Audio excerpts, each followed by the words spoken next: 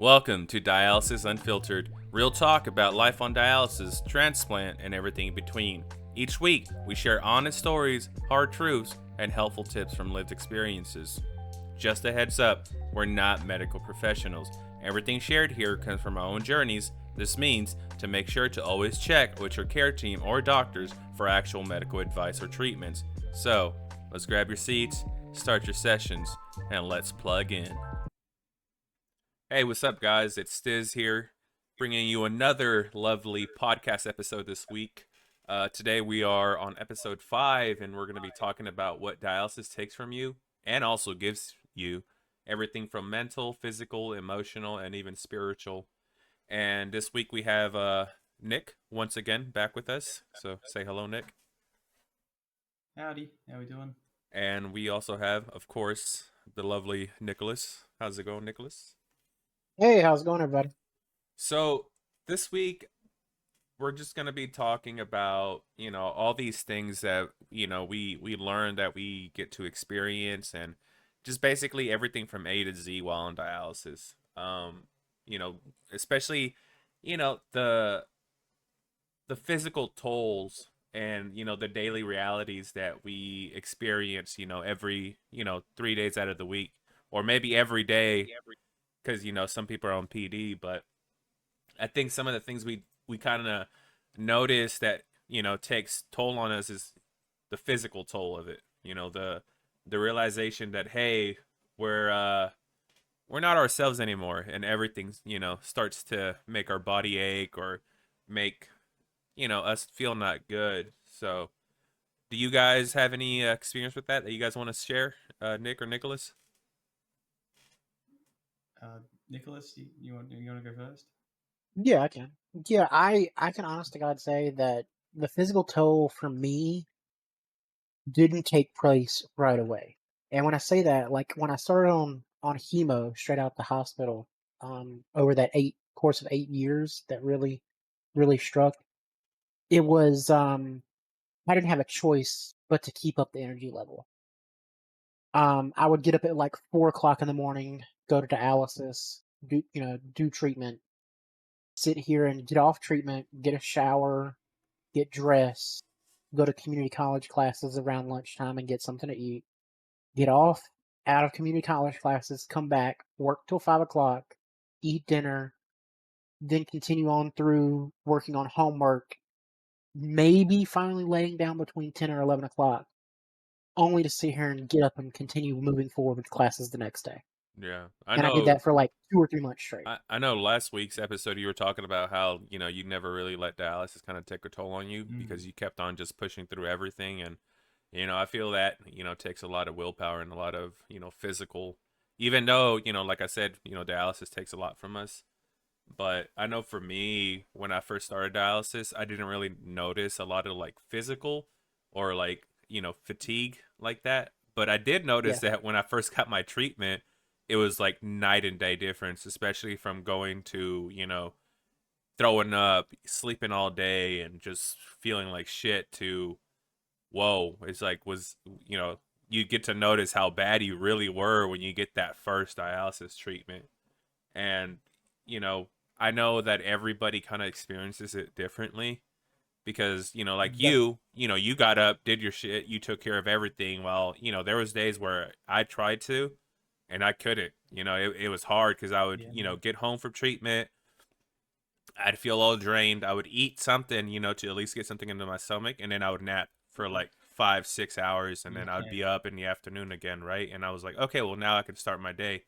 And I know there's also people that even work, on dialysis, PD, and hemo, and they keep on pushing through too because they have to, because either they're not getting SSDI help or they have a family, and it's just, they got to suck it up. But that fatigue is like no joke. I don't know how it was for you, Nick. I don't know if you want to Mm. explain how it was for you. Well, definitely, like after dialysis sessions for me, like yeah, you get like really hungry, and then like you'll eat something, and then you just take a nap. That's Yeah. it. I'll Mm-hmm. be like knocked out, sort Mhm. of thing. But there are times where I like if I have to do something afterwards, like I have to go drive home or drive somewhere or go out with friends or something, I can just lock in and be like, okay, no, we got to do this, sort of thing. But Gotcha. otherwise, when there's like no sort of stakes, I guess it's just like, yeah, it just, I feel like for me personally, the rest of the day is a bit of a write-off, you know? Yeah, exactly. Yeah, like I know. That's why. Mm, I know when I would take my naps, it'd be like 5 o'clock, 6 o'clock in the afternoon, and everybody's already home, and from a long day at work, and I'm like, dang, I'm barely just starting my day, and I wouldn't even yeah. fall asleep Yeah. again till like the insomnia too. I know some people who are in dialysis have that insomnia where you can't even sleep again the rest of the night, so you're up all the way up to like 4, 5, 6 o'clock in the morning, and then you fall asleep the next day when you don't have treatment, and it just messes up your whole schedule. Mm, yeah. But When 100%. and go with ahead. me, I didn't see it. So like I did hemo after like 3 months, then went to PD for 4 years, and Mm-hmm. didn't really have a problem with PD doing it. And then when I had to go back to hemo for 4 more years before I got my second transplant, Mm-hmm. I would say those last 2-ish years were probably the roughest for me because I didn't have anything going on during the day. Mm-hmm. Like I didn't have something school related to like keep me preoccupied or to do. Um, Mm, and that I will say that's tenfold helped because when I had something to do, it pushed me to continue to do. Mm-hmm. Because then it was almost like, well, if the kid that's on dialysis can sit here and come to class, what's your fault? Like, Yeah, what's your reasoning behind it? exactly. mm, Yep. And mm. some people don't like to be told that either, right? Can you imagine? Oh yeah, It's like I'm sick as shit and I'm still doing things. It's like, what's your excuse? yeah. I got a cold. But along with that, did you guys ever notice like physical changes? Like I know for me, like I said, I used to be over 500 pounds, so I had a lot of weight fluctuation, of course, because I was losing weight, and then dialysis was also taking stuff off of me. So it was like a monthly thing where I was noticing changes for myself. But I also noticed that I was also losing muscle, of course, from being bigger. The bigger Mm, you are, the more quote unquote muscle mass you have. I'm not saying I was like the Hulk, but I was able, like, before I got sick, I was you know, of course I'm a big dude, but I was able to like bench press, like 245 plates and a 35 as, my the sets that I would do, 3 sets of, 10. And once dialysis hit and as I got, sick, uh I noticed that a lot of my muscle mass was going away, and I also noticed like once I was on dialysis, one thing that I always hear people talk about is like how they lose hair, and that started yeah. happening to me. Like my hair would start thinning out, and then it would start falling off, and I was Yeah. like, dang, it's like, I'm used to having long hair, and now every single time I would brush my hair or take a shower, I would see like clumps of hair falling out, and I was like, Yeah. shit. I'm like, what the fuck? Sucks, I'm like, what's dude. going on? It's like, I mean, of course, dialysis is saving me, but at the same time, it's taking so much away from me. Yeah. I'm like, Yeah. geez. Did you I'm guys kind of the like, same boat. yeah. Like, yeah, because I had long hair for a while. I love having long hair, but then Mm-hmm. honestly, I think is ever since I got my part of my parathyroid removed, Uh-huh. this could just be cope. I don't know, Right. but like, yeah, my hair just like was just always like fried and like frizzy, Mm-hmm. and it just looked really unhealthy, and it was just falling out. And then it's so sad because like my whole family noticed, and they were like, "Oh, here," like, they would get me like hair products to try, and Uh-huh. no matter what I did, just like, Nothing worked. yeah, nothing really worked. So I ended Yeah. up just shaving it all off, dude. Yeah. And even Recently. now, Yeah, go ahead. yeah, it's just, I don't know, man. Even with the short hair, it's like kind of patchy and thin. It's just like, ooh, what can Yeah. I I do? recently got a buzz cut because I Mm. wanted to see, if it was just my hair needed a reset after transplant, or whatever. But I shaved my head, buzz cut, not bald, but buzz cut, and Mm. even it's been over a month, and I haven't really noticed that much of a change, like of it growing. So I'm like, did I just fuck myself over and just cause myself to be permanently buzz cut now? It's like, uh-oh. It's like, my hair was a little long, but now it's like buzz cut. It's like, geez, you know. I feel like I got jibbed. Y'all actually had hair.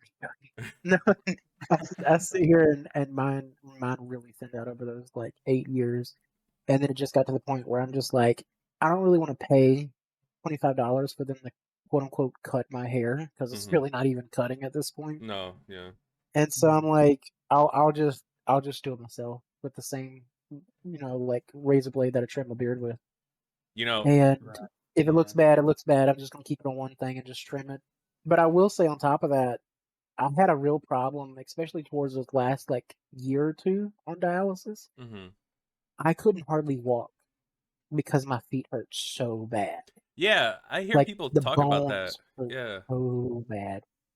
And yeah. it got better after transplant though. And so I'm thinking even before they pulled out parathyroid, which was like a year after transplant, it was still 10 times better. Oh, okay. What about like, did you guys, I noticed like I got a little, of course, I got a little bit more light skinned because I used to be like a nice little caramel, skin tone for myself. And Mm. now I feel, well, back when recently it's been getting back because of post transplant, but previously it used to like be a little bit more paler. Now, like, I don't know if I was tripping or if I was coping, but sometimes I felt like I would look at my Mm. skin and it looked like it was yellow, but I Mm. don't know, I but think for me it was That- the opposite. Like I remember my neighbor telling me like ever since I started dialysis, they said like, yeah, you've really got your color back. And because before they said I was just like a ghost, I was just oh really yeah, yeah, pale. no, yeah, you're right. Yep. Mhm. Well, no, Yeah. I've seen other people talk about it in clinic, and obviously skin color kind of depends on like what you see, obviously. No. Um, but like I've definitely seen a significant difference in different people, and like if they pull off too much fluid versus um like leaving a little bit on can also make a variation there. Yeah. Mm. I know for me, I wish I had a picture my first treatment from, not being on dialysis and needing it to actually Mm. getting my first treatment. I remember my mom, it's funny because Nick brought it up talking about how like people said that his skin, looked more healthier. I remember this specifically. I looked super yellow. Like I looked like I was, Mm. dying, which I was technically. But, Mm. Yeah. the first couple of treatments kicked in, like even my mother looked at me and she's like, "Oh man, it's like your skin looks like you're getting your color back. It's like, you're looking like you're you again." So Nick talking about that made me remember about that point. But with the physical changes and stuff like that, what a lot of things that another thing, I mean, that we also lose is like our independence. Did you guys ever suffer anything like that while you guys were on dialysis? Like, you know, relying on people to give you rides or needing help with like Um, being able to walk uh, somewhere or like yeah, even needing help with some like daily tasks? I would say like if I'm ever planning like an outing with friends and stuff, Mhm. um, I always ask for like a ride if it's gonna be after dialysis session because Mhm. if I can avoid it, I would really not like to drive after dialysis just because you got the brain fog and you're just Mhm. tired and it's like why why go through it if you don't have to. I know for Um, me, I would drive to dialysis. I was perfectly fine, but like how you said after dialysis, like I would get in the car and I'd just be like, ugh, it's like I got to drive back yeah. home. Luckily, I wasn't too far away from home. I was like 10, 15 minutes and I would get home safely, but the mobility help or like the assisting with daily tasks, 110% I needed help with that. Mm. Like sometimes, especially with mobility, like I remember like when we would go somewhere, especially when I first started PD. That's why another thing I hated about PD was that how fucked up it made me feel. We would go places and I would always feel like I needed to lean on somebody or like my girlfriend, my partner at the time. I always felt like I would have to tell them, was like, hey, can I lean on you for like a little second? Because I feel like I'm about to like pass out. It's like I feel like I'm so like I don't know if, what it was with the PD that was doing to me, but like whenever I would like sit, get up, boom, I would get like a big old shock to my whole system, and I feel like super dizzy. And I was like, whoa, it's like, okay, it's like I need to stabilize myself or else I'm gonna, fall Yeah. down. And Now that you also, mention it, yeah, oh sorry. no, go ahead. Oh, I was just gonna say, like, yeah. Now that you mention it, I have a memory of like just meeting up with a friend one day. We're like, yeah, we'll just go for a walk around the block, sort of thing, and just chat. But then that was a massive slap in the face because it was like, I used to walk home this way, sort of thing, from Mm-hmm. school, and just doing this walk, I had to be like, we need to stop. Like, hold on a second. I Yeah. like sit on the ground for a bit. Uh-huh. Just like, I was like, are you serious? Like, I can't keep doing this. Like, I have to stop. What? No, yeah, it Didn't was make any sense. a big, shock to me too. And Mm. I talked about this in the Discord earlier, actually last month in May. We went to a comic convention that I went to in 2024 prior to my transplant. And that whole time I would have to like walk 5-10 minutes, sit for like 5 minutes, get back up, walk around the convention again, sit for another 5-10 minutes. Mhm. And it was draining. And sometimes I would ask my girlfriend, "Is like, hey, can I, like I said, can I hold on to you real quick? I need to stop. I need to like, assess my situation because I don't want to pass out, you know." And then this year, post transplant, when I went to the same damn convention, the same layout, I Mm. only rested for two times, and we were, on our feet for almost 8 hours, and I walked over like 12K steps. So I was like, holy shit, is like transplant.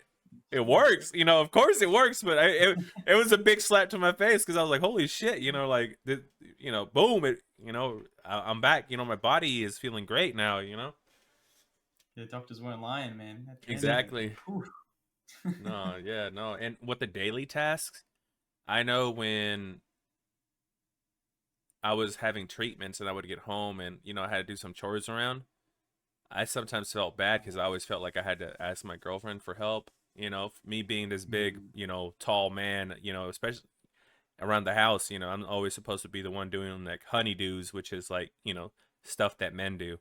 But I would always ask my girl, I was like, hey, can you help me do this? It's like, I can't move this, or I need help putting this in the laundry, or I need help, Sometimes I would even ask her to like help me wash because I'd be so drained in the bath that I would be like, can you just help me wash my back today, or can you help me like, with Yeah, these little wow. things. And it was crazy to me.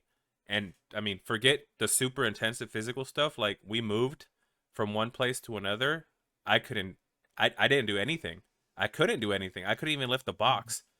And lately I started moving and lifting weights even more and more, and now I'm back to myself where I can move like super heavy stuff. So, it's a big realization for me of how much, your independence that you lose with all this. Yeah, that's another thing too, because it's like sometimes you can like move some heavy stuff, but after like one or two boxes, it'll be like, okay, nah, like I'm out, I'm tapping out. Mm-hmm. I need to take a break. Like same Yeah. with exercise for me a little bit. Like, yeah, like I got these big goals in mind sort of thing for Mm-hmm. exercise, but I'll do, you know, like some sit-ups and push-ups or something, and then I'll get like a quarter of it done. I'm like, Oof. man, kick my Yeah. ass. Yeah.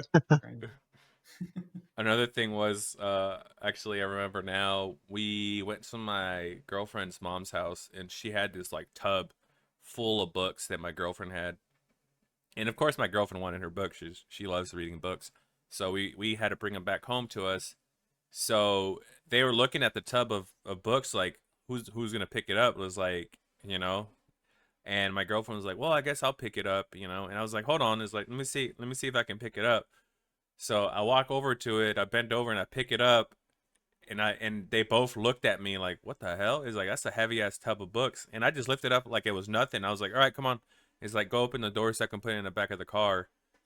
And I was thinking, I was like, man, if this was like the other year before, there's no way in hell I was gonna be able to do this at all. I wasn't even gonna be able to lift it, period. It's like, Yeah, but Mhm. shit. getting all this independency back feels awesome.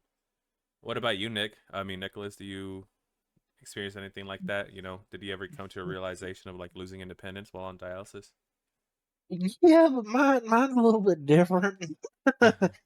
Like mine is I sit here and sign myself up for something. So like a buddy of mine wanted to sit here and go to Halloween Horror Nights like a couple years back. Oh yeah, I remember you talking about that. Yeah. Yeah, and so like he gave me like a heads up. It was like the end of July, and I was like, okay, the only weekend I'm willing to go is the weekend after Labor Day weekend Mm-hmm. because it'll be the lowest crowds, the cheapest price, that sorts of thing. And I had planned the whole trip out, and I gave him a price. We brought another friend along who wanted to come along too, and we went.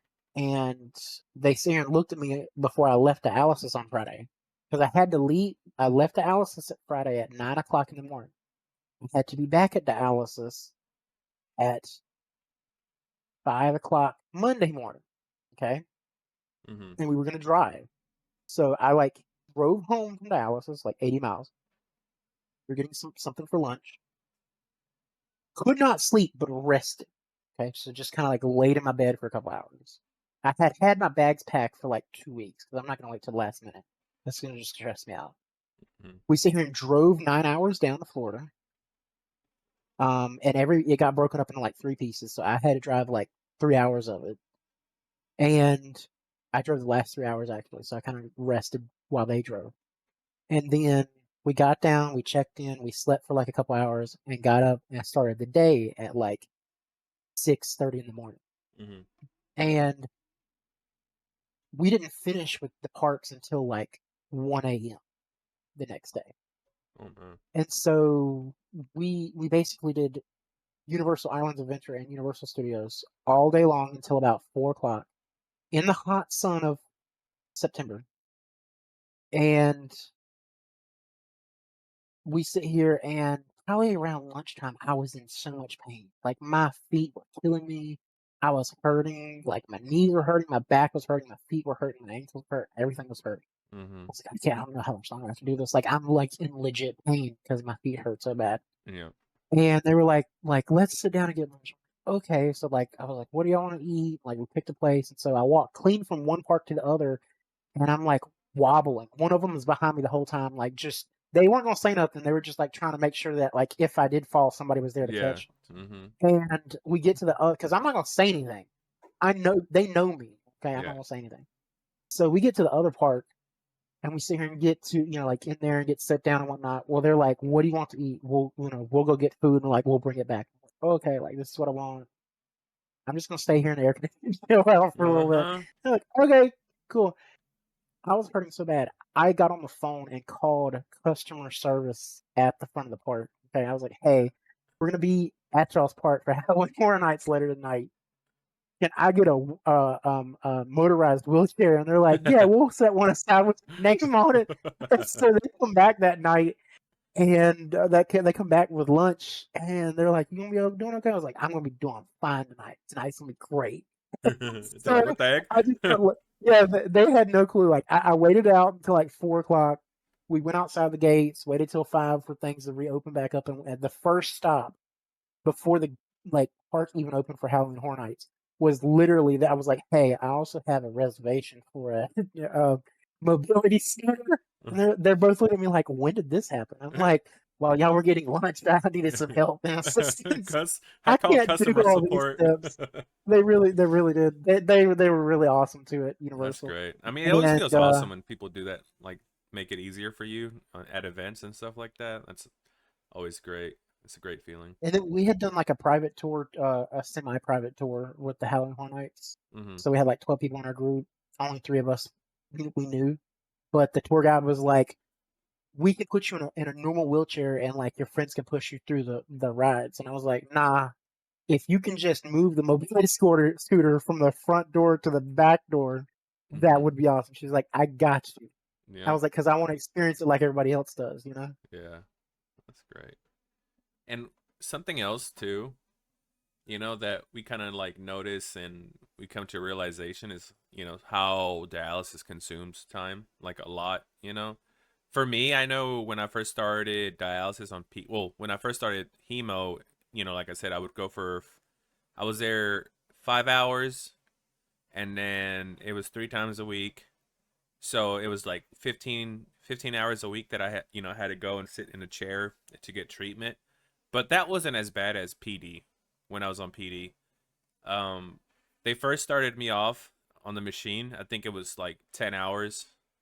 And then they were like, okay, well, it's not working for you. So, we're going to make you increase your bags from, I think it was, I forget, it was like green. Green is the lowest, or is it red? Yeah, yellow is the lowest, and Yellow. Oh, I Mm-hmm. never touched then yellow. red. Yeah. So, so it's green. So it's yellow, green, red, right? Yeah, So I was on 3 bags of green, and then they were like, okay, well, it's the PD isn't working for you that well, so we're gonna swap you over to reds now. So you're gonna be on 2 greens and 2 reds. So they swapped me from 3 bags to 4, and then they popped me to 2 greens and 2 reds, and then they were like, okay, we'll see. And then a week later, they tried me out again. They checked my labs, and they were like, okay, well, it's doing a little better, but it's not where we want you to be. So we're gonna bump you up to another 2 hours. So I was on the machine for 12 hours. So I would yep. hook up at every night from 9 to 9 o'clock in the morning. And then they did labs, and then they still didn't like the numbers that I was having. So then they made me do a midday exchange. So eventually it went, it's funny, they made me do all this shit, and it, made me feel like all my time was gone.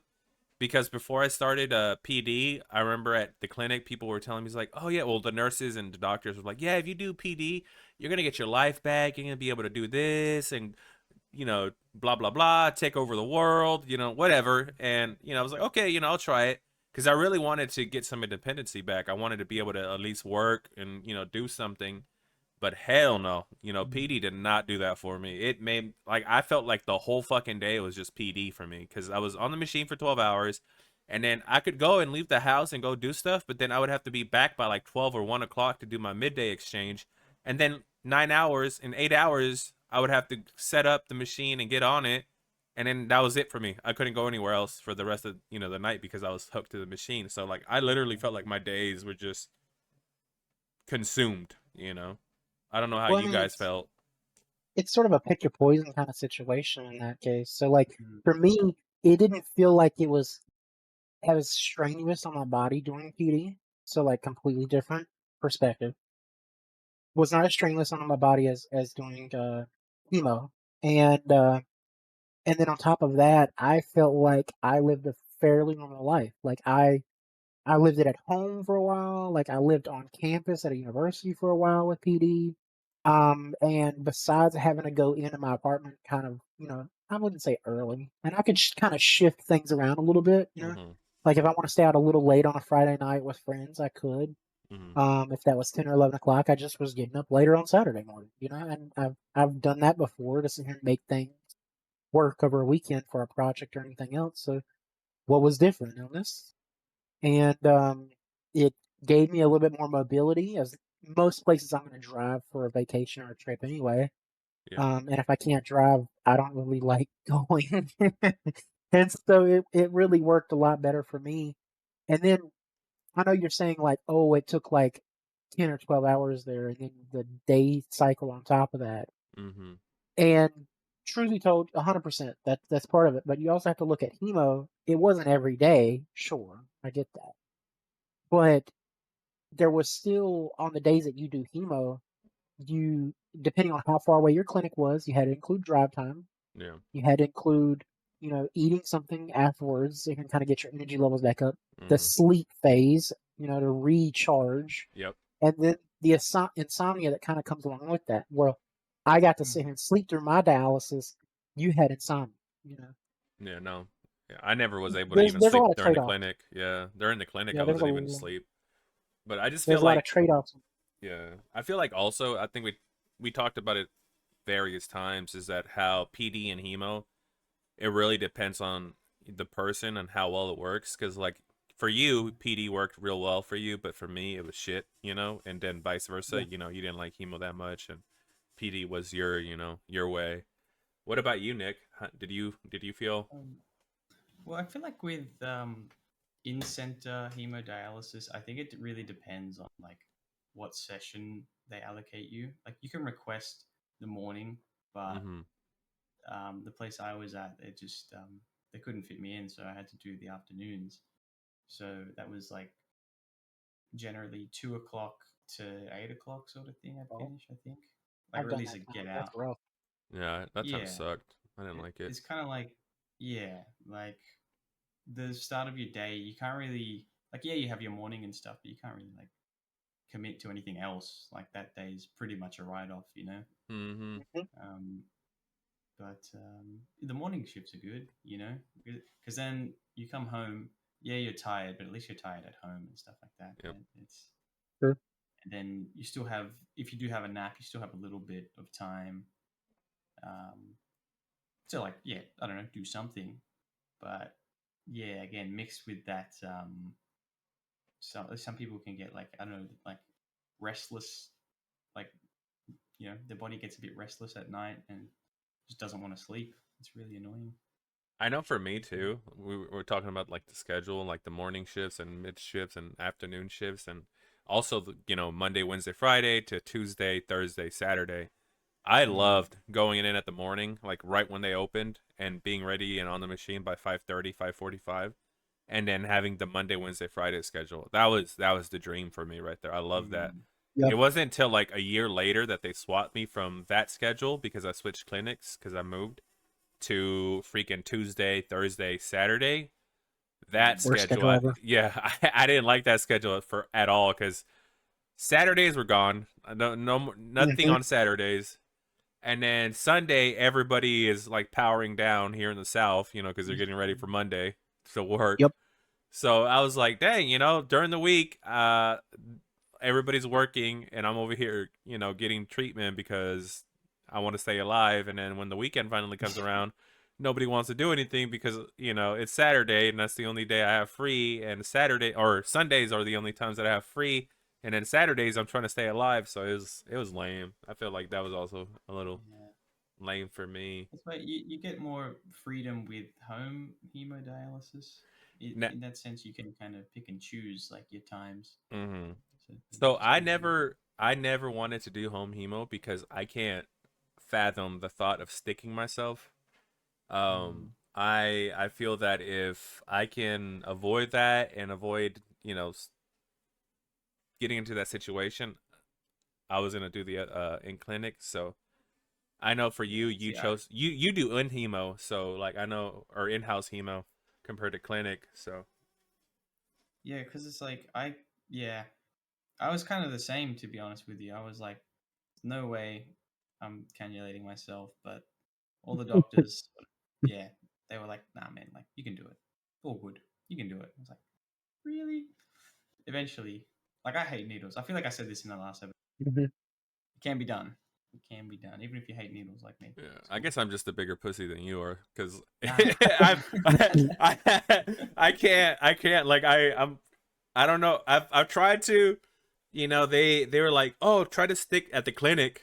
The lady was like, we were talking about in-house hemo and they're like, "Oh, try to stick yourself right here. Look, I'll hold it and you just push it in." I was like, "Nope, I can't." Like I wasn't going even hard enough. I was like, "Nope, nope, nope, nope." I was like, "Nope, you do it." It's like, I I can't. think The thought, the the first, thought of that Yeah, just here makes me want to pass out. Mhm. exactly. Yeah. Dude, No. the first step for me was just like watching them put the needles in. Like, Uh-huh. even at like a blood test, watch the needle go in once, because I couldn't do that before. Hey, like, I always just look away. I talk, distract myself. But then one day I was getting a blood test. I was like, you know what? Fuck it.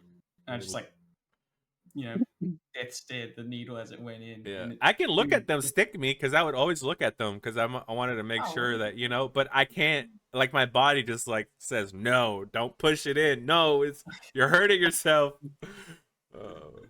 But it also yeah. leads me to think about talking about this stuff and how it's like mental. You know, Mm. Another thing about dialysis that makes this experience is identity loss and like emotional costs about all this. From like let's say the silent grief that we experience and like losing who we are before dialysis or before the diagnosis. I don't know if you guys have any comment about Mm. that. Well, I think for me it's kind of weird because when I was diagnosed and stuff, like, um, I don't know. I think that was just when I was kind of becoming my own person. I still am, I guess, to a degree. Yeah. Weird, but like, yeah, I was, I was just happy working, man. Just head down, yeah, and just like, yeah, I'll do the long shifts and whatnot. But yeah, other than that, I don't know. Like, I can't do that anymore. I've just been trying to figure out the hell I'm doing, I guess. You know, I think I had. Dialysis shakes everything up. Yeah, I think for me, I was pretty stoic about it. I understood that nothing was going to be the same ever again. I wasn't going to be able to be the person that I was before, and that there was going to be big changes. Um, I knew that the second, this whole process started, I was going to either give up or fight, you know. And Mm. I think at the start, it was like a time period where it was a lot of like mental, reality, or thinking about stuff, and just coming to a reality where it was like, okay, I lost probably a bunch of who I was before this, but it doesn't mean that it's going to be the end of it. I can gain something new. I can become a better person now, or I can, find a way to improve and see where it takes me. Because, Mm. I feel like dialysis really makes you think about a lot of things when you're like, for me, when I was at treatments, I would be sitting in that chair and a lot of things would just run through my head, thinking about, oh, what if I did listen? What if I did listen to people before I got on dialysis and I lost all this weight? I didn't wait to get sick to do it. What if I, didn't, drink energy drinks, or, if I would have ate healthier, maybe this would have been a little bit better down the road for me. Mhm. But it's a lot sometimes thinking about this, and thinking Yeah, about, what the person that you left behind, if it was for the better or for the worse. Some people are probably like, the person that I left behind, was me, and now it's just a shell of me, and they get depressed about it. But I think I see it differently, honestly.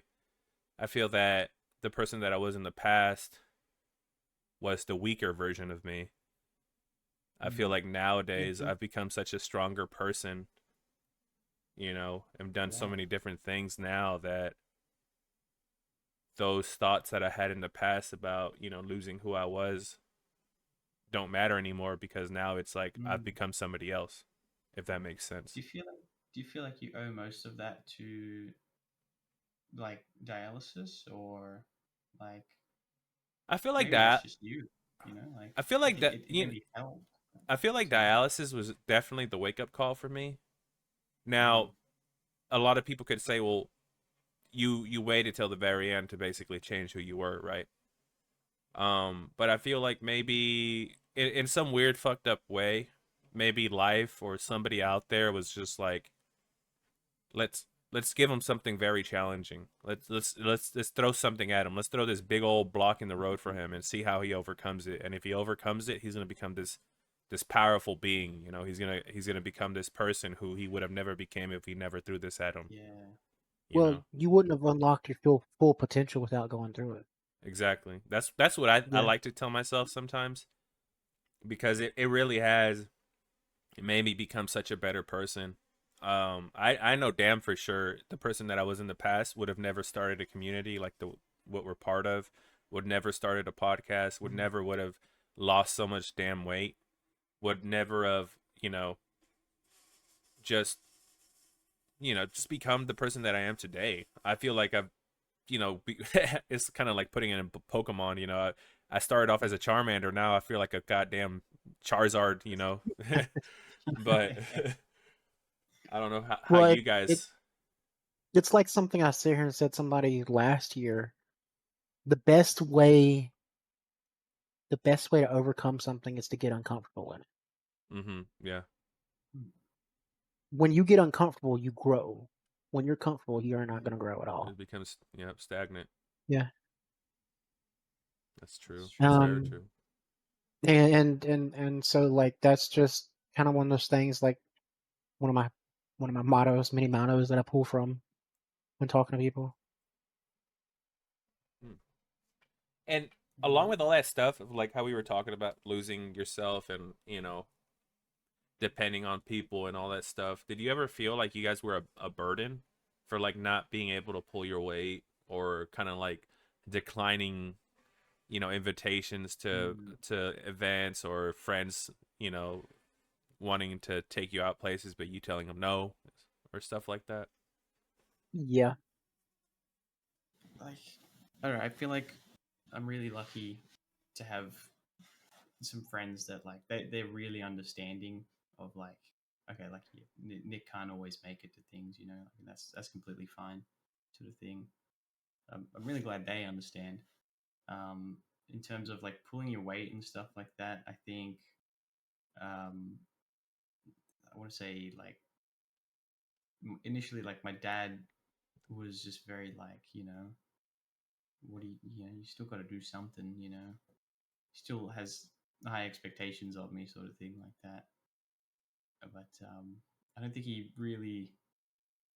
I mean, I'm sure he realizes you know, the situation I'm in. Maybe he just doesn't want to like accept it. It's weird, Well, maybe, I but mean, maybe you could see it this way. He sees his son in a tough spot and he doesn't want you to give up. So he wants you mm, to, he's behind you, pushing you, because I don't think no parent ever wants to see their own child go through something tough like this, because it doesn't mm, only hurt you, but it hurts them even worse seeing, you go through this stuff. And they're like, well, if he can't fight for himself, then I gotta be there to support him.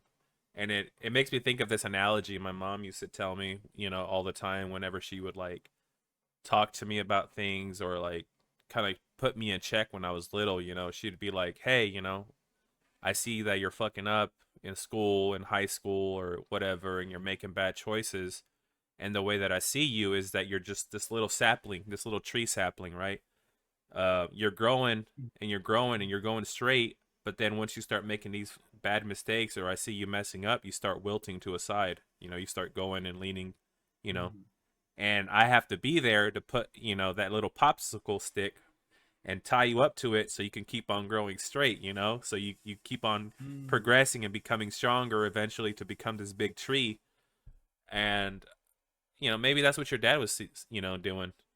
Your dad saw you that you were his little sapling growing, and then dialysis hit, and then he saw you kind of like start leaning and start wanting to wilt, but he didn't want you to wilt and just give up and die off, right? Like he wanted you to Oh, keep on pushing, and he brilliant. he grabbed that little popsicle stick and his motivation and tied you up right next to it and kept on trying to push you, to keep on growing and become a strong That tree. that is a really nice way to put it. Yeah. Yeah, it's it's yeah. I don't know. It's hard with my dad, sort of thing. He yeah. Look, he tries. He tries in his own weird way. Yeah.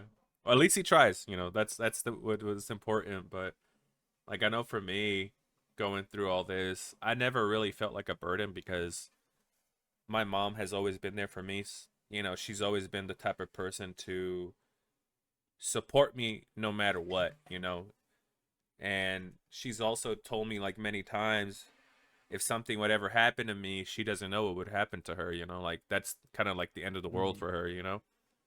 mm, So mm, whenever I would feel like I was a burden, I'll talk to her and be like, hey, I'm sorry that, you have to work extra or you have to do these extra things for me because I can't do it. And she would always tell me, she's like, no, that's what family's for. And that's what a mom is. A mom is always going to be there mm, for their children. So I was very mm. thankful, at least you know, in my life, that my mom was such a big role for me. And, Wow. you know, Yeah. even till this day, she's still so supportive. There's days where she's like, comes over and she brings me a homemade dish and she's like, here you go. He's like, I know you're watching your food and you're on a diet, but I know how much you love my cooking, and here's a little cooking just to give you a little pick me up, if I'm having a rough week. But That's awesome. Yeah, I know for me too, from my friends. From my friends, it kind of sucked because I used to have a lot of people that I used to hang out prior to getting sick, and I was always the person to always kind of like invite them out, pitch in for stuff or, just be there for them. And then once I got sick, I realized who my friends really were. Mhm. So I never really felt bad for declining invites to things because I really didn't have any friends left over at the end. I only had, honestly, probably two of my friends that stuck around and talked to me, Yep. and even till this day, they're still the only two people that I talk to. All the people that I used to mess with or I used to hang out and do stuff with before I got sick, they're not around anymore because I kicked them out and they also kicked themselves out. So Yeah. I've kind of can say I was in that same kind of boat. Like when I sit here and went back on dialysis, I kind of all my friendships and whatnot just kind of died off, yep. and I just came out of a really bad relationship around that neck of the woods too. Mm-hmm. So I kind of declined anybody who kind of wanted to build a relationship with me, unless when I say a relationship, not a friendship relationship. And I probably shouldn't, looking back on things, but it happened. It's too late now. And built like maybe two, three friendships, and they kind of like lasted. And I'm really good at building friendships. Now, whether it's a two-way bridge on that friendship is completely up to the other person, and it's really funny because like I will go above and beyond for people even when I was on dialysis and going through it. Like I Yep. would be the one they said they were in the hospital. I would be the one that showed up to their room, be like, "Hey, you want something to eat?" Like I'd bring you something, and like, Mm-hmm. and at the same time, like I've had, and I keep tallies of those things. I know, like I probably shouldn't, but like legit do keep tallies of those things. And I can tell you right now, on one hand, the people who have come to the hospital and like visited me that were friends, Yep. and it just goes to really kind of show you who those people are, and compared to like everybody else. And at the same time, kind of like looking at you with the whole like burden thing and whatnot, I took it a step further when I was on dialysis, and that's kind of like why I talked myself out of relationships with people while I was on dialysis, was specifically because I was like, why would they want me? I'm a burden beyond belief. Mm-hmm. Mm. And it's a really messed up way of thinking, because after transplant, because like while I was on dialysis before transplant, I was like, I'm a burden, but when I get a transplant, I won't be a burden, Mm-hmm. which is completely asinine, if I'm gonna sit here and say so myself. Because as soon as you become transplanted, you're a different form of a burden. Yep. You're the same burden, different form. Yep. It's the damn caterpillar that's here and becomes a butterfly. You're still a fucking caterpillar. Yep. And so you're just a different kind. And Yeah. I'm like, okay, now I've wasted 8 years of my life not wanting to be somebody's burden, but now I'm after transplant. I'm still going to be somebody's burden. It's still like navigating an explosive landmine field to get into a relationship, because Yeah. everything you do meticulously screws something else up. And so I'm like, it's honest to God, I've kind of come to the point. If it'll happen, it'll happen. If it won't happen, it wasn't meant to be. Yeah. Yeah. It's one of those things, right? Where if anything, it's like I don't know, a partner filter, I suppose, or Yeah. just, friendship filter where it's like, okay, if you don't want to be here with me while I'm like this, well then, you know, you probably shouldn't be there Yeah. for If when you I'm can't better handle me as at my well. worst, you can't handle me at my Yeah. best. Yeah, Yeah. Like, yeah. And I've thought of it that way too, Nick. But the thing is I'm like, what if the shoe was on the other foot? Yeah. Then, like if you're in perfect health and the other person's in shit, and you were looking at it from their perspective, Sorry, like I'm Mm. going down a whole rabbit hole here, but like you get the thought process of like you're in perfect health, this other person's dying. Do I want to be in a relationship with them? They're extreme liability, and you don't know, like you don't know what's in store for them. I mean, your chance of death on dialysis increases by 50% every day. You know, like you're 50% more likely of dying being on dialysis. You're 100% if you don't, but you need it. So, I mean, so I think it also shows you the type of person that person is, though, if they do accept you like that. I feel like Mm. all my partners in the past have accepted me for me, and they've been, Mm. I feel like they've been awesome people, Maybe, like my current partner, I feel like she's a blessing from the sky, honestly. Like she. Oh, my alarm from my transplant pills. But what's it called?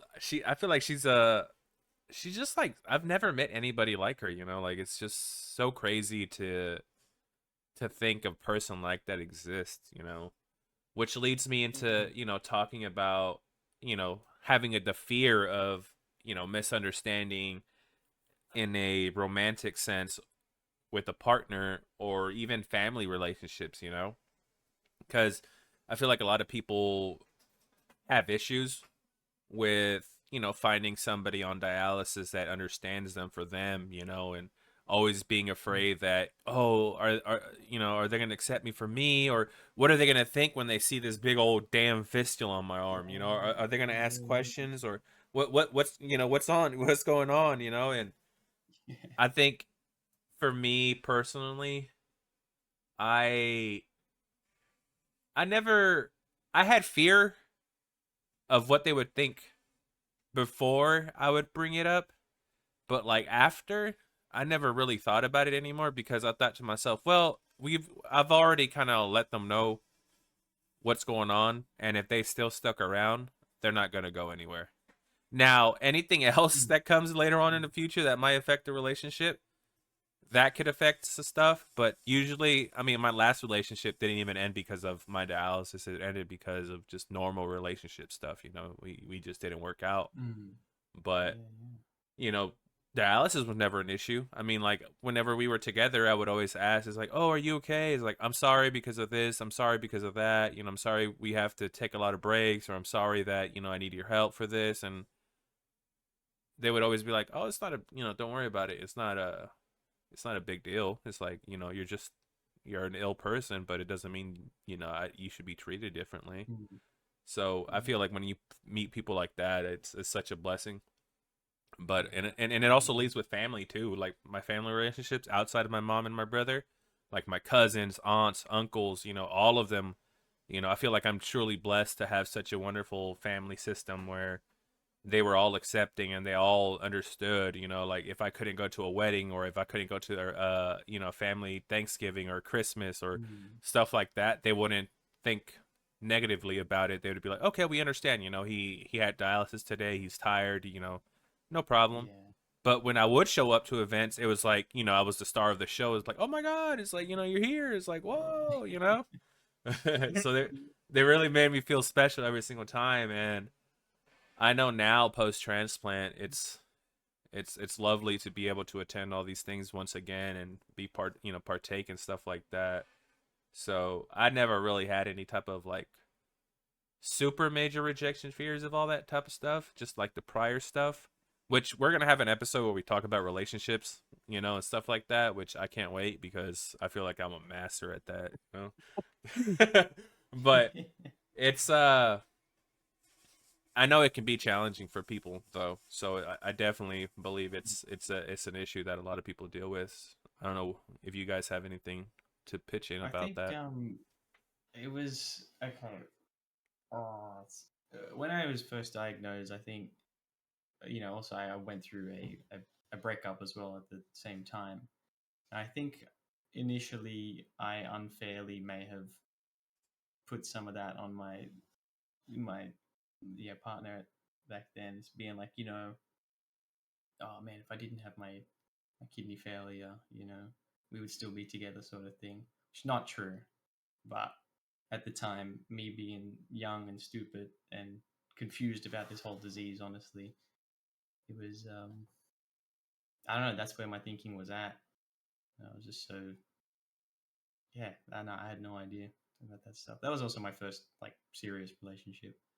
To be fair, Okay. but yeah, I now know it's yeah, not like that.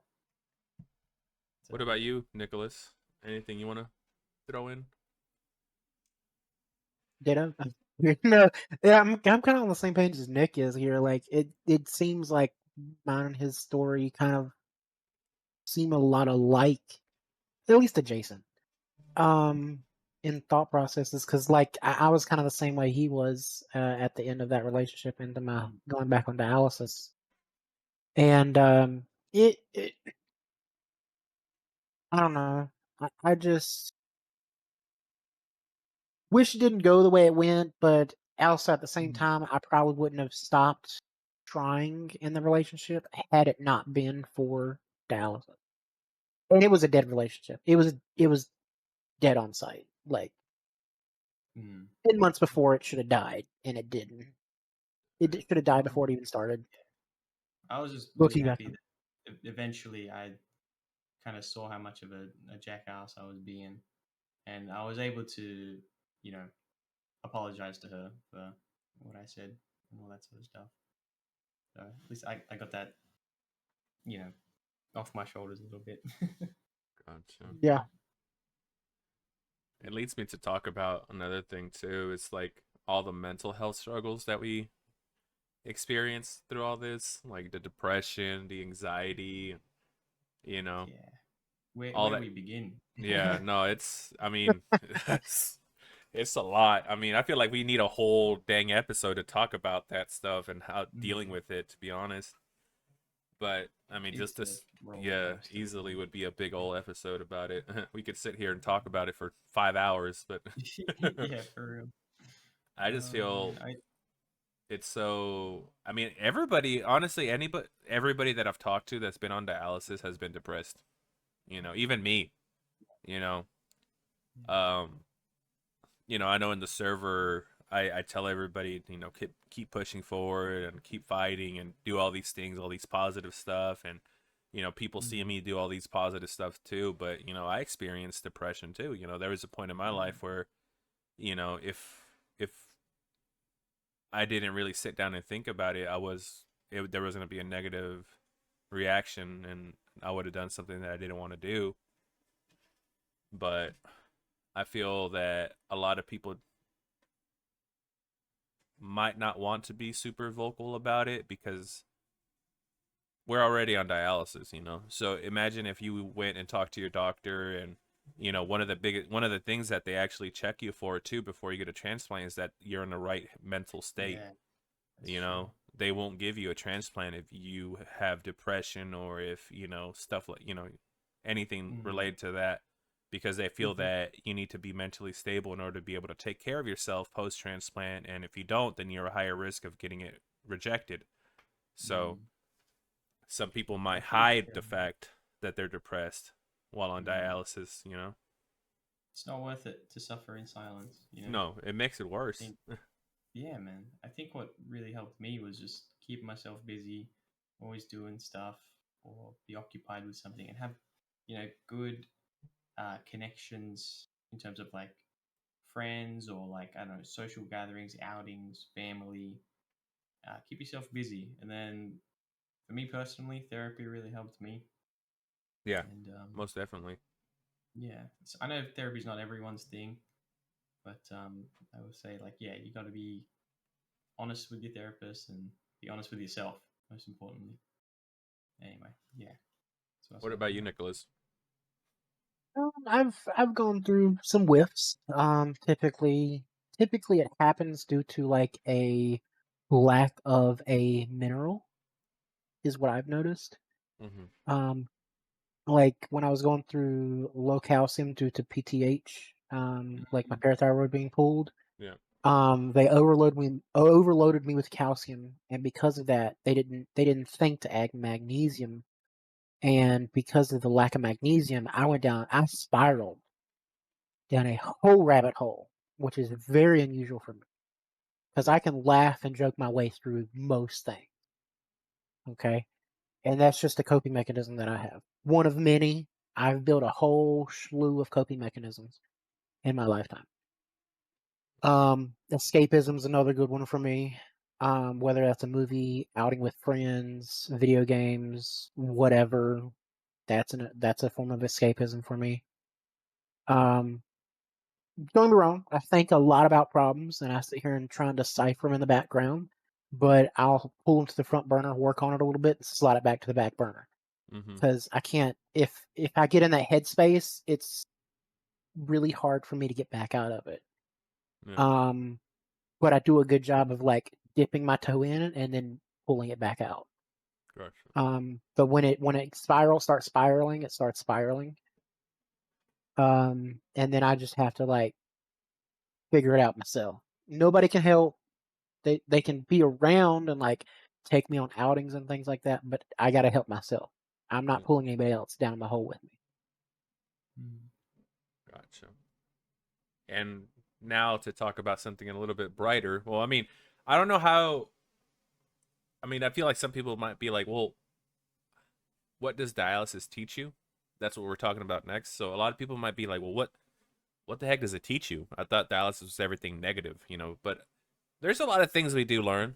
I feel while we're on dialysis, especially like, learning to have patience, especially while we're sitting in those chairs for so many hours or, waiting for our, PD treatments, dwells to like waiting on lab results or even like dealing with setbacks. Cause Jesus, I don't know how many setbacks I had while I was on dialysis, but I know for me, it kind of taught me a lot to,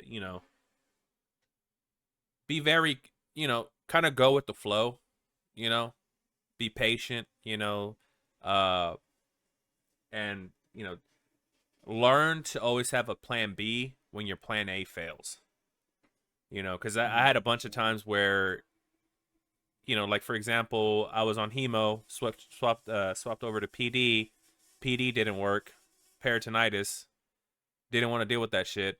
Well, I was like, well, what am I gonna, what do I do now? Am I just gonna like go back to hemo and just do that for the rest of my life or whatever, or do I give up, stuff like that. And it's like, I think for me personally, the setbacks even till this day have really taught me to always be prepared, like I said, always be prepared and always be ready for anything, always have a plan B for your, and then if your plan B fails, have a plan C. If your plan C fails, have a plan D, et cetera, et cetera, et cetera. Yeah. Mm-hmm. If things go wrong, it's like not the end of the world, No, exactly. No. And I Even feel if like some people on dialysis have fear of that. Like, oh, well, what if this fails? What's going to happen next? It's like, look, there's millions and millions of people in this world that are on dialysis. There's always a solution for whatever issue that you think you have. It's not the end of the world. What if you're going through it, several hundreds of other people in this world have been going through it too, and they found solutions. So, yeah. what about you think, guys? What do you guys feel like you learned through all like dialysis? I think it showed me like I'm stronger than I think I am, to be honest with you. Like the fact that I could even get through some of this stuff, Oh yeah. it's kind of nuts. I Like mean, we're called yeah, dialysis warriors for a reason, right? that's it, man. Yeah, just like me personally, being able to put needles in myself is kind of nuts to me. Yeah. Like yeah, just like I never thought in a million years I could do that.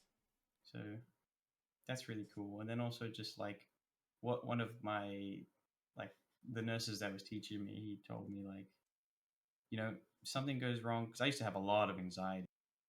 Like I still do, right? But he said like end of the day, worst comes to worst, you lose a little bit of blood if something goes wrong. You Mm-hmm. blow or you miss the vein or something like that.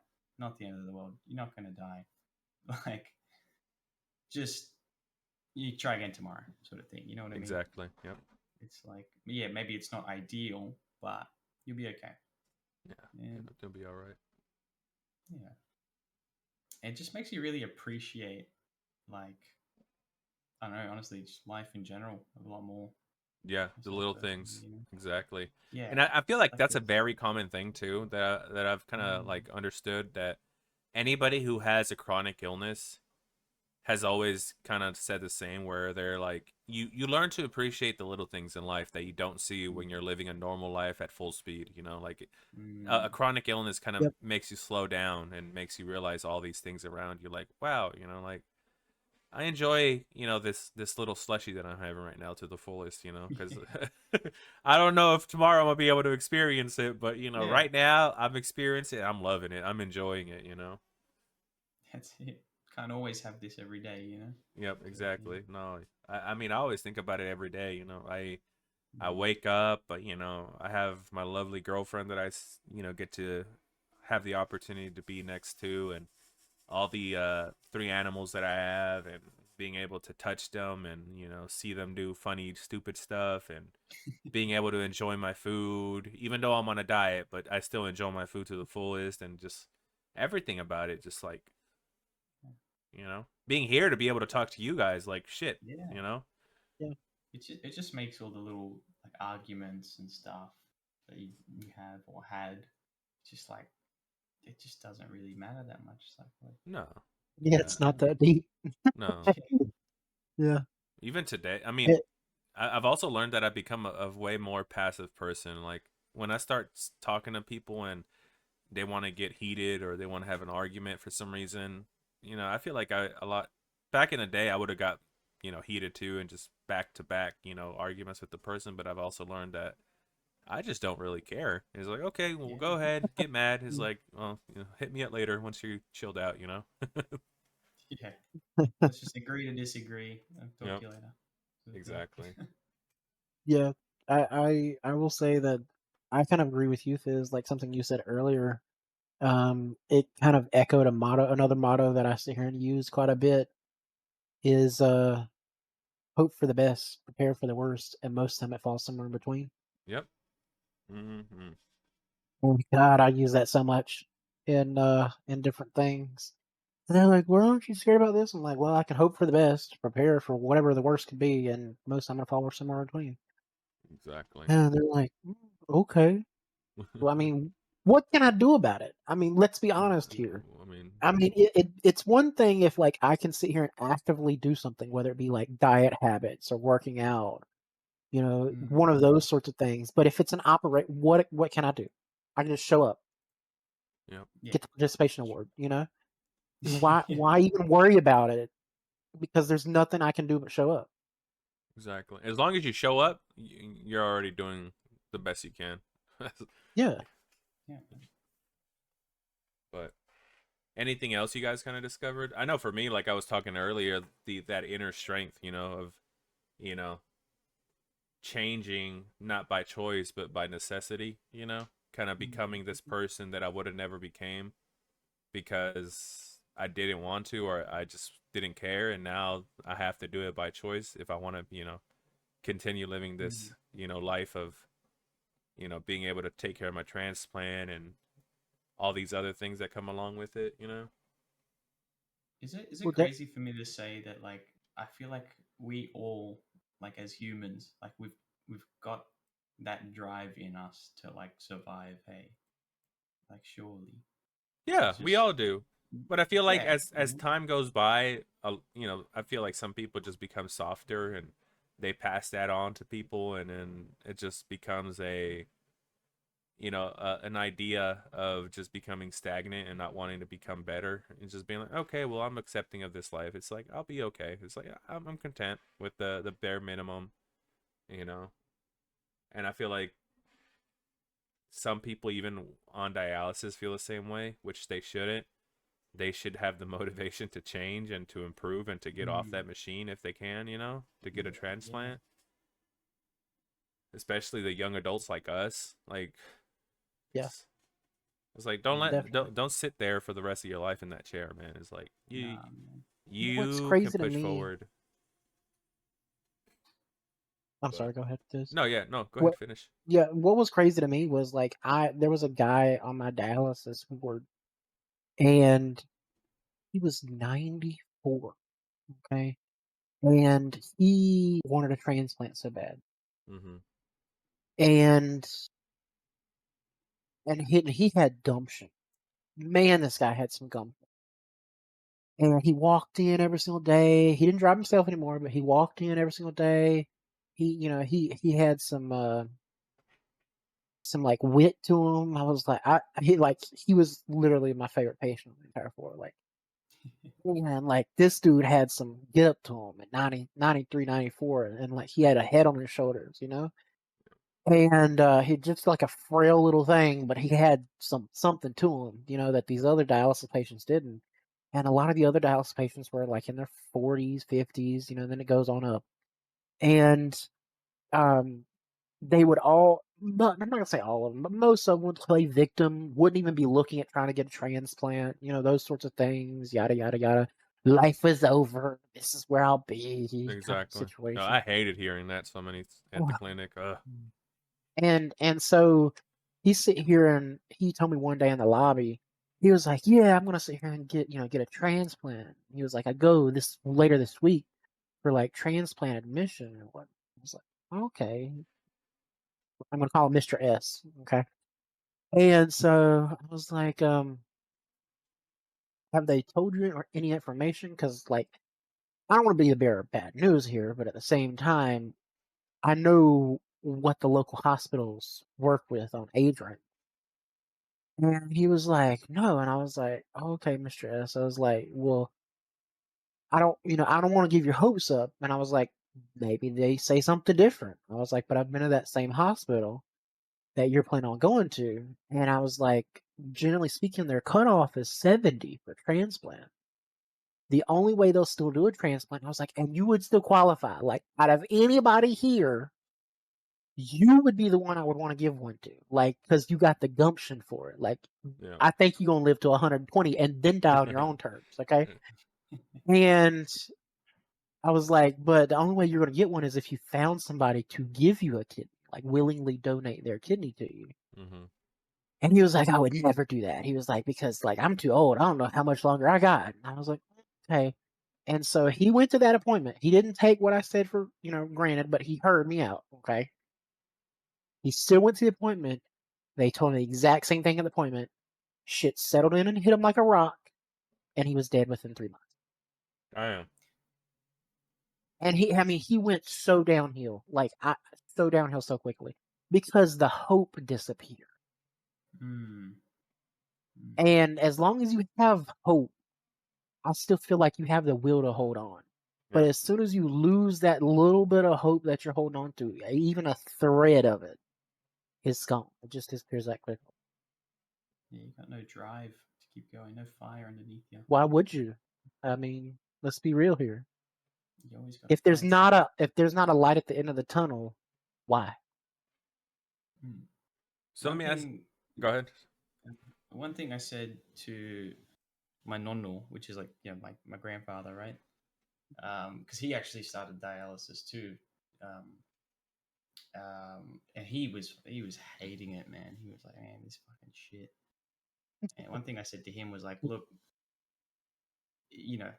I know it sucks, but like, yeah, if not for you, nonno, like, do it for mum, like Yep. do it for the family, do it for everyone else." And then he was like, "Oh shit, you're right, You guilt tripped him into it, Nick. Hey, maybe that's But all he really, needed to, keep on But pushing. no, that was the hope he needed. Was just the hope that he'd still be around a well, little bit longer. yeah, no, seriously.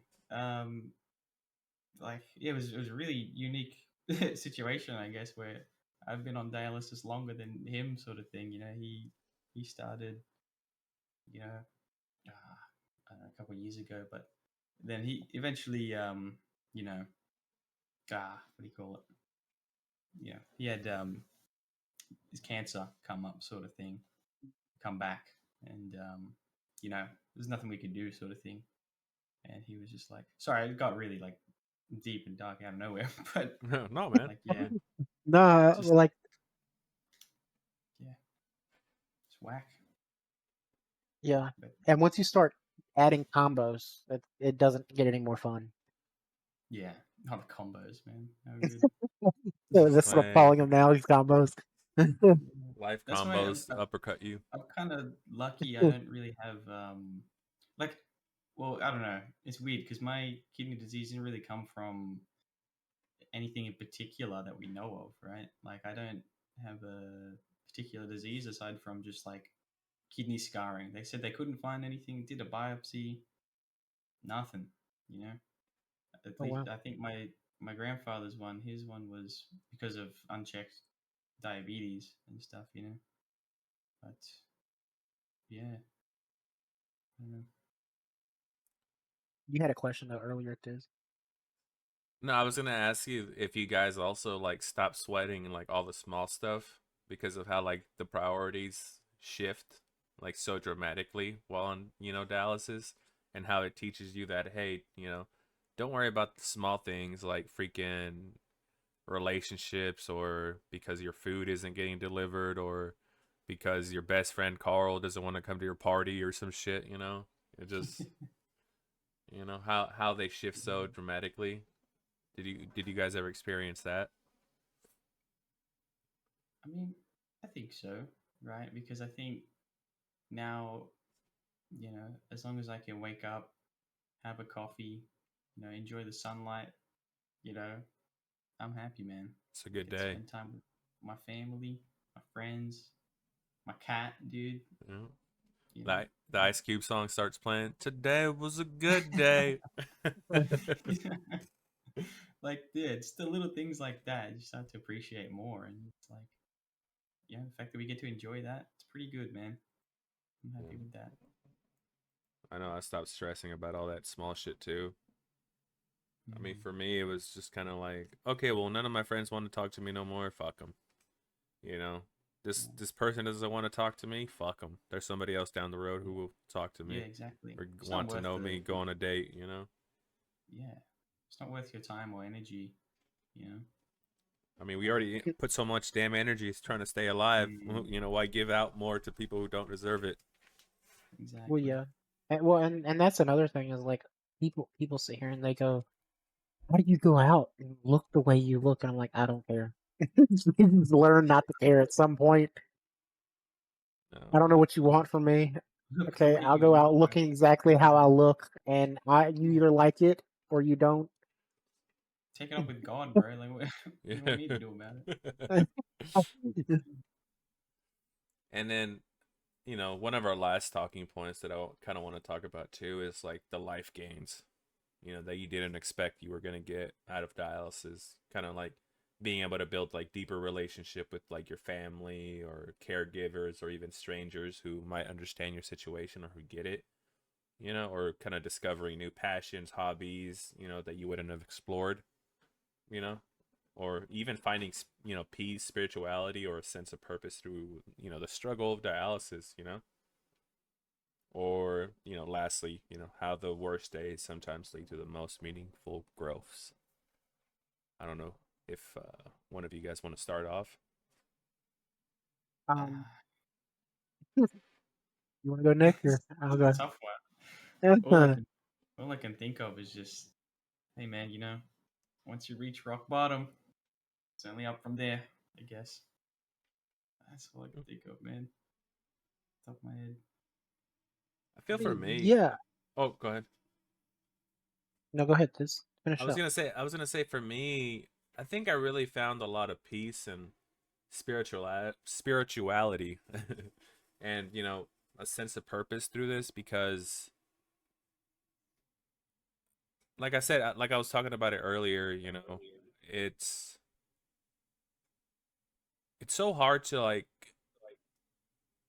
want to push forward sometimes because I know I think to myself a lot of times is like, okay, I got on dialysis, I got a transplant, and now I'm living life. But the reality of it is I'm going to be back on dialysis if this kidney gives out. It could be in Mm. 5 years, 10 years, 15, 20, 25, whatever,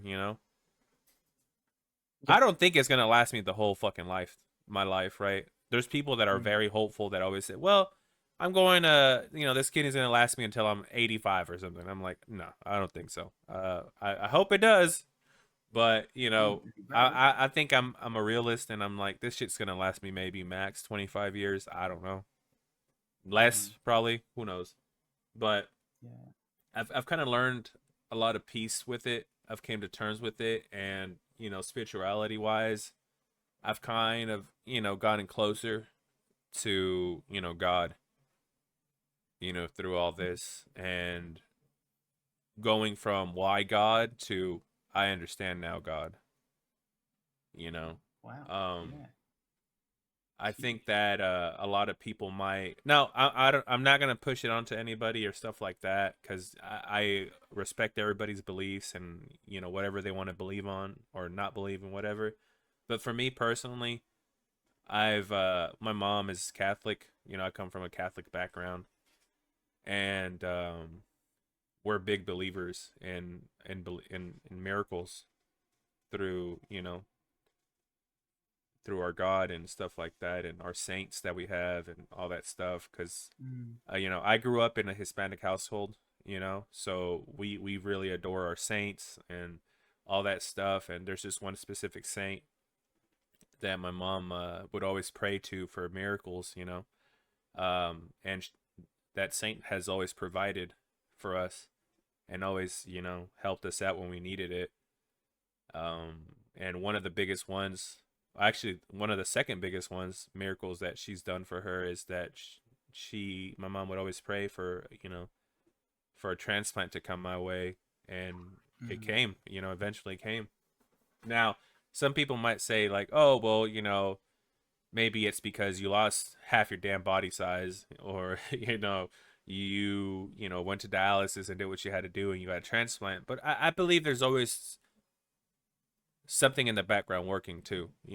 There, if you have belief, things are more prone to happen. I believe. You know, but I think through the sense of all this and through the struggle, it kind of, like I said earlier, helped me, start a community that will help others, understand that they're not alone, that they have an outlet where they can come out and feel supported and have people to talk to and have people that understand what they're going through because they're going through it also, mm. you know? Instead of just going to a doctor and then being like, oh, yeah, I understand you, or going to a family member, like, yeah, I feel you, or going to a friend too, and you wanting to tell them is like, no, you don't understand me. It's like, you're not going through a chronic illness. You can say you understand me, you can have empathy for me, but you don't understand me. It's like, you don't get it, right? Because they haven't So, been Straight through it up. themselves. Yeah. yeah, it's like, until you go through a chronic illness, which I hope you never do, because I don't wish that on Yeah. anybody, Yeah, yeah. you're gonna understand me. When that day happens, you're gonna come back to me. You're gonna be like, I understand you. I get it, and I'm gonna be like, I know you do. I know you understand it now. And that's when a more deeper, you know, understanding will be reached, and I feel like a bond will be created there with that person. Because they're gonna be like, Mm. we get each other now. We're on the same mental link. But I don't know about what about you guys? I I definitely I do think there's some people that it's just easier because you sit here and having how everybody's on the same page. It's much easier to sit here and have those deeper conversations Mm-hmm. if Mm. everybody's willing to have it in a conversation. Yeah, of Um, course. on like the Discord or in dialysis and those sorts of things. When you're having like you're sitting across from somebody in hemo, um, knowing somebody's in the same spot you're in, even if you're could be decades apart, No, like me exactly. and Mr. S, Mm-hmm. um, you can have those deep and meaningful conversations with complete strangers that you sit beside every day on dialysis. And it gets so much easier when you're like, it's gonna be fine. What's the worst they can say? No, I don't want to talk to you. You're not Yeah, gonna die from it. exactly. Yeah. You just want a conversation, and most people are willing to give you that, if nothing else. I think as And well. Oh, sorry. Yeah, go on. no, go ahead, Nick. Go ahead, head on. I was just gonna say, like, um, in terms of like friends and family that are willing to sort of ask questions and understand more, it can really, like, bring you guys closer. You know, Yeah, 100%. it's Hmm. and I think as well, like, yeah, having a disease like this, it'll really show you the people who care and the people who not so much. It's Well, if you're willing to sit here and sit around somebody like us, or anybody who's going through like a very big illness such as this, whatever it be, um, you'll learn a lot if you're willing to listen. Um, if if you're just willing to listen, you can kind of will figure out how to sit here and decipher it on your own. Hmm. But we'll give you the information. Like we'll talk to you. We'll talk your ear off about it. Like, and the ones that have been in it for a long time typically get a little bit more religious or spiritual, or that's for the neck of the woods on it, and you can get into some real deep conversation. And I just find it interesting. Like me, like for instance, I had a passion for like business, all business. I was all business, like 10 years ago. I was very much ethics and morals, but strictly business. Whatever was good for the bottom line, very, profit oriented kind of situation. And as I continued through dialysis and whatnot, and come out the other side with a transplant, everything I've done in school has not been preparing me for business in the same sense I was 10 years ago. Yeah. It's been preparing me for business in a sense of a passion for having those religious, spiritual, lifestyle kind of conversations. It's been preparing me for helping others in a conversational standpoint, standing up for others on a ethics and morals basis, um, helping others because I've learned all these different little odd and end things that I can sit here and do. And now even going back to school for baking currently to hopefully open a business and use it as a foundation for a lot of those elements. Mm. Not, of course, yeah, everybody wants to make money and have a living. That's obviously the generic line everybody sits here and gives. But it's so much deeper than that. I want to build a bakery to sustain my life and continue with a transplant, or God forbid I ever go back on dialysis. But at the same time, it's for those interesting stranger based conversations that can be had over some food, which is always a great way to sit here and draw in conversation Hmm. yeah. and break bread together Yeah. with people. So you think But that's that's not to that's sit here and say, go ahead. no, I was gonna say, do you think that's your purpose now that you discovered through like being on dialysis and all this journey that you've had? I wanna clarify. I'm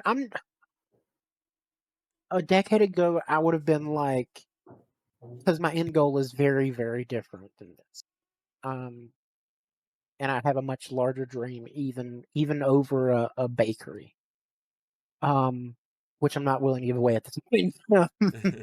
but but I will sit here and say, looking back on it, everything I've been through, every step I've took, every conversation I've had, every person I've met, every relationship and friendship I continue to have or have had has been building up to a bakery and beyond. Damn. I Gotcha. can see it. It's like it's been written long before my time, and it is playing out before my eyes. I have no clue what the next steps are, but based on the past decade, I'm waiting to sit here and see what the next decade looks like. I understand, because I feel like the same way for me. I feel like my whole purpose that I've discovered through this journey of me being on dialysis and all that stuff is a way to kind of help others, you know, help others understand that, you're young, especially I think mostly I want to grow and continue growing this community and this podcast to reach out to young adults. I feel like, no, I don't want to make it sound bad because I don't want to say that, if you're old and you're on dialysis, well, I mean, GG, right? But You're done. yeah. But I feel like it's easier for somebody who's already lived their life and they're in their 60s, 70s, than the people who are like under their 40s, 30s, young adults especially, like, everybody who started dialysis in their 20s is like, we barely started our lives and we've already got dealt this shitty hand. It's like, if it isn't already fucking hard nowadays to be an adult and to live life, can you imagine being handed this shitty hand of being on dialysis too? It's fucking hard. It's Yeah, fucking hard for that's us, why listening to you guys talk about like finding your purpose and stuff like that. It's like, damn, I'm not at that stage yet. Still got And that's fine. a Yeah, couple levels to go before I'm a Yeah. Charizard. You know what I mean? Hey, I mean, I know you talk about that. You partake in film and you do all that stuff. Who fucking knows? A year or two from now, Nick, you start a fucking film about dialysis to help out people on dialysis to understand that, hey, it's Well, doable, actually, and a, you a got to friend of do what you got to mine, do. Yeah. yeah, a friend of mine is actually, well, I mean, he's always talked about, well, and we kind of did in the past a little bit. Like he had me on one of his like short films, just like sharing my story a little bit, and I think he said he wants to revisit that at some point. So that could be on the books for the future, sort of thing. Yeah, see. I mean, So heck, write you a treatment. Come on now. yeah. I mean, you're. I mean, I didn't wake up after dialysis and was like, yeah, I'm gonna start a dialysis community for young adults, or I'm gonna start a fucking podcast for people on dialysis, and that's my purpose. I'm like, no, this is something I kind of like progressively, started thinking more about and wanting to, outreach to people out there and be like, hey, you're on dialysis, but look, you can get over it and you can get your transplant, you can get your life back on the road.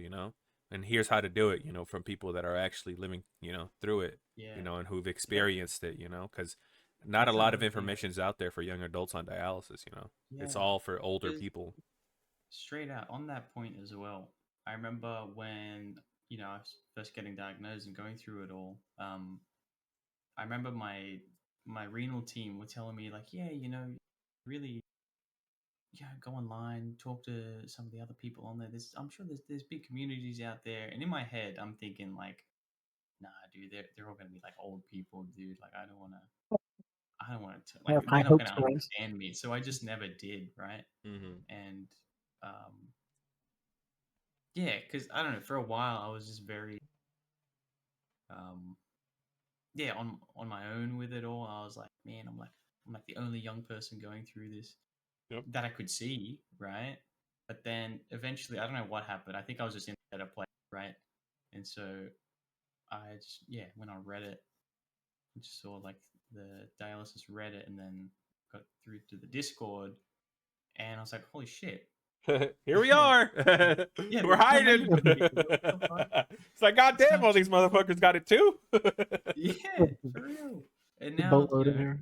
Mhm. there's people even younger than me with it. Yep. It's like, oh, Yep. it's crazy.